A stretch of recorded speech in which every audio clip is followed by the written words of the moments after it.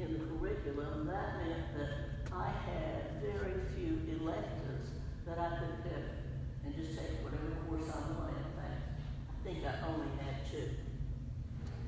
I'd always loved to read, so one of the electives I chose was in library science, and it focused on children's literature.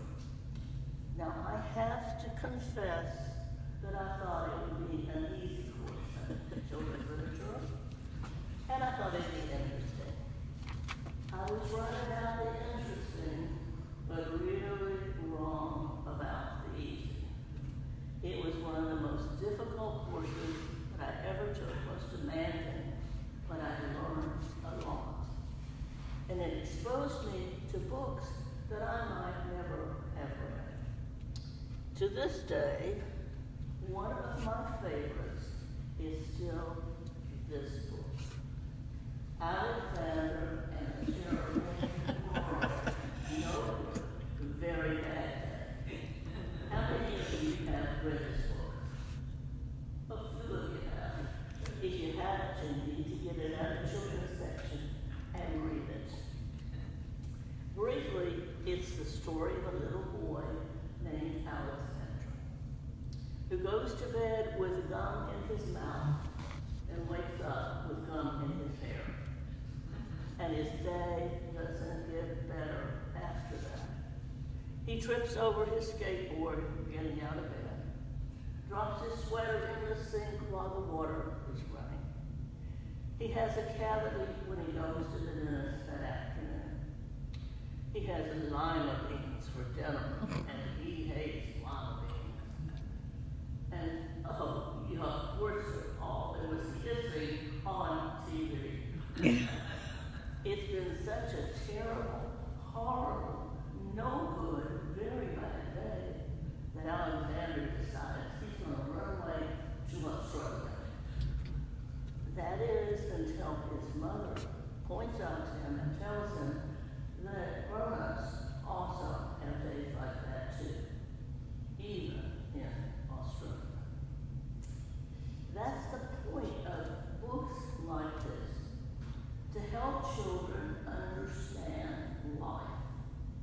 That when they get angry, or upset, or worried, or fearful, or have terrible, horrible, no good, very bad days, that that's just a part of life.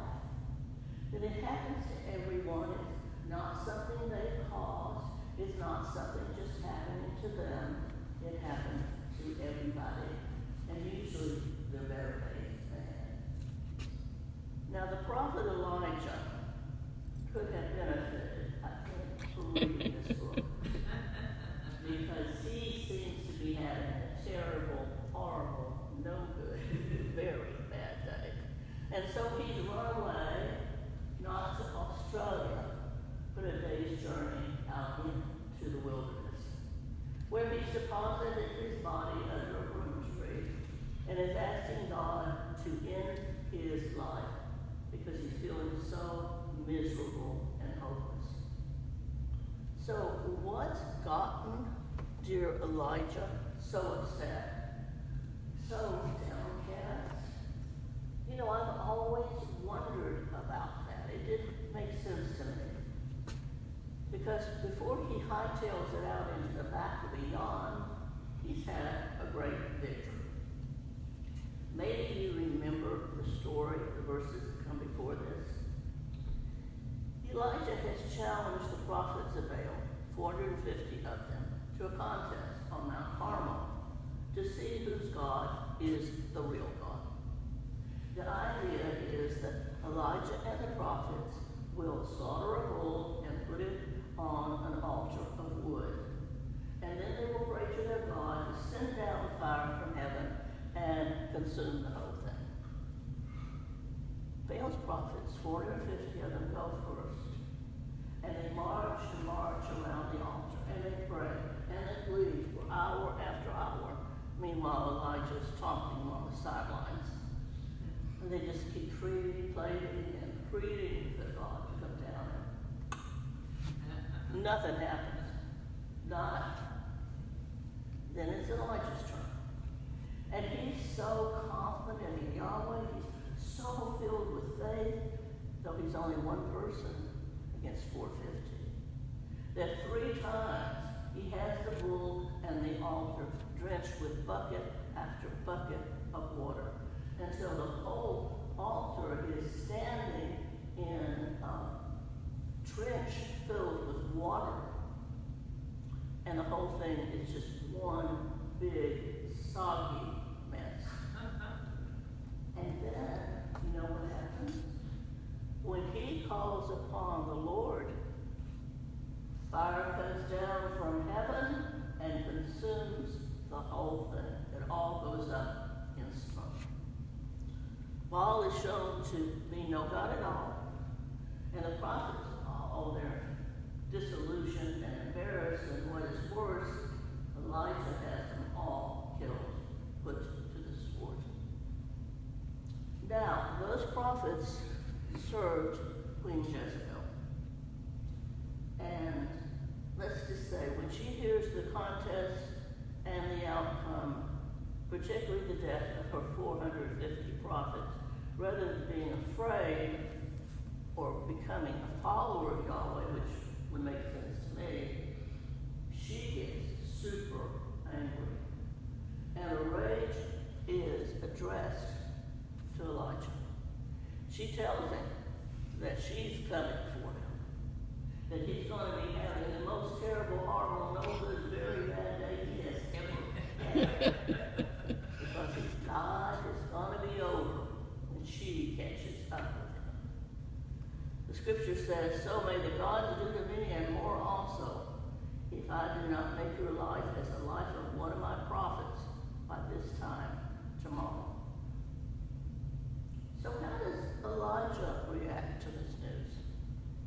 Does he call down fire upon Jezebel and the rest? After all, he's just seen the great power of God at work, consuming that soggy mess. When he asks the Almighty to help, does he ask God to help him? Seems to me he should have been filled with faith and bravery. I mean, after all, Jezebel may be a queen, she may be really angry, but she's only a human being and certainly no match for the one true, powerful God. But Elijah's faith, his confidence, he goes up in smoke faster than wood on Mount Carmel. And off he runs, a day's journey into the wilderness, and plops down under the broom tree and asks God to end his life. So, what is up with Elijah? Is he just worn out from his encounter with the prophets of Baal on Mount Carmel? Maybe he's regretting slaughtering all those prophets? Is he afraid of Jezebel because she is a very powerful ruler? Does he doubt God's power to deal with her? Does he think maybe that somehow he's not worthy of God's help? Or does he question God's faithfulness?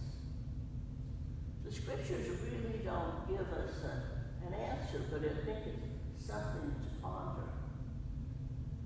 We just find Elijah sitting alone under the broom tree, looking depressed, hopeless, and despondent, rather to have his life end rather than to go on living. So, and I think the more important question is, how does God respond to Elijah's action? In this scripture, do we see a God who is vengeful, just waiting for Elijah to mess up so he can condemn him? Just waiting for Elijah to show weakness. Now, some people have an idea that God is like that God is just waiting for us to mess up.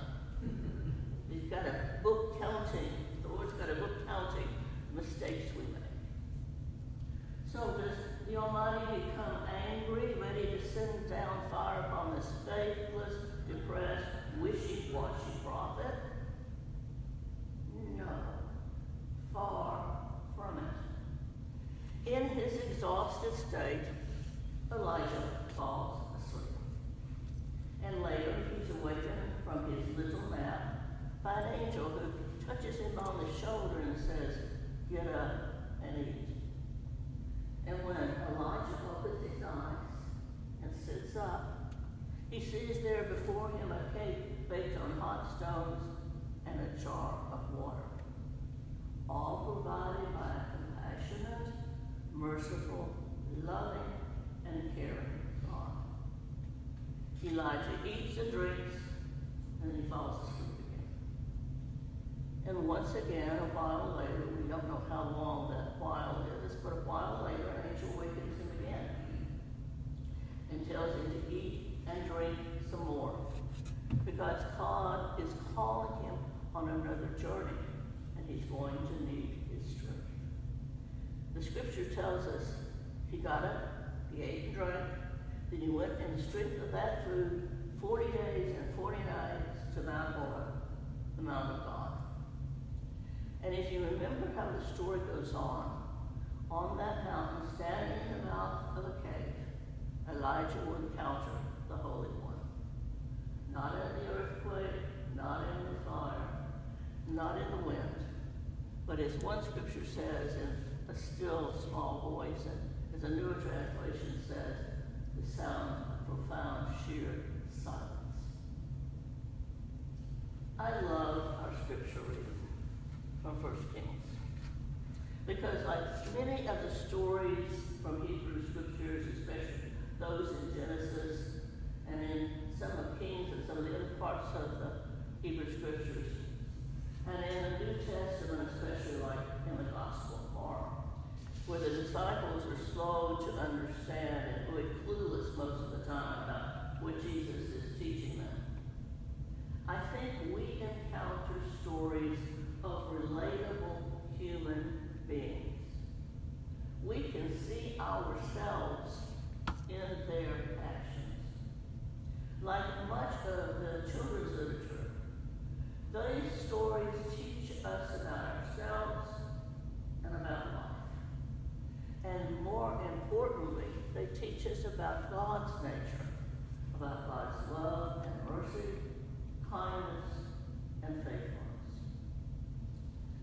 Like Alexander and Elijah, we all have those terrible, horrible, no good, very bad days. During the pandemic, we had a lot of those days, and many of us are still dealing with the repercussions of that time. But just in the course of normal, everyday life, we encounter situations that bring us down, that make us feel fearful, that can cause us to lose hope, become despondent, depressed, where we might feel like sitting down under our own fruit tree and giving up. Our scripture today gives us some ideas on what to do when we have those kinds of days. Things like voicing our feelings to God, to a trusted friend, or trained professional. Not keeping how we're feeling stuffed down inside of us, because that doesn't do any good. Not pretending that we're fine when we're not. You know, like that commercial that's on these days where the woman goes around with the happy mask on a little stick in front of her face, when behind the mask, she's not sad. She's sad and she's not happy at all. So get our feelings out, voice them. Something else to be done is to getting some rest for our mind, our body, and our spirit. Sometimes we just need a break. We need a change of pace, doing something that's going to offer us a fresh outlook, renew us, refresh us. Maybe it's watching a funny movie, reading a good book, talking with a friend, taking a walk out in nature. Those terrible, horrible, no good, very bad days can be exhausting and can take a toll on your well-being. They can literally wear you out. Elijah needed some extra naps, and we might need some too. Also important is consuming good food.